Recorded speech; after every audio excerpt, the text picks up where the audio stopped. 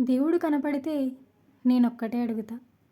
ఏంటంటే, వచ్చే జన్మంటూ ఉంటే నన్ను మళ్ళీ పుట్టించకు అని. ఎందుకంటే ఐ హేట్ మై లైఫ్. నా జీవితం నాకే నచ్చట్లేదు. మనిషి చచ్చాక శవానికి నిప్పు పెట్టేవారి కంటే మనిషి బ్రతికుండగానే మనసుకు నిప్పంటించి ఆనందించే వాళ్ళే ఎక్కువగా ఉన్నారు ఇప్పుడున్న సమాజంలో. ఎవరో నా గురించి చీప్గా చెప్తే నేనేమీ చీప్ అయిపోను. ఎవరో నన్ను పొగిడితే నేను పొంగిపోను. ఎందుకంటే నా గురించి నాకు పూర్తిగా తెలుసు.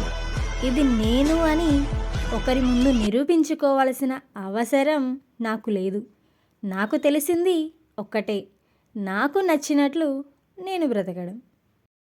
నా బలం, నా బలహీనత, నా ధైర్యం, నా భయం అన్నీ నువ్వే అనుకున్నా. కానీ ఇప్పుడే తెలిసింది అదంతా నా భ్రమ అని.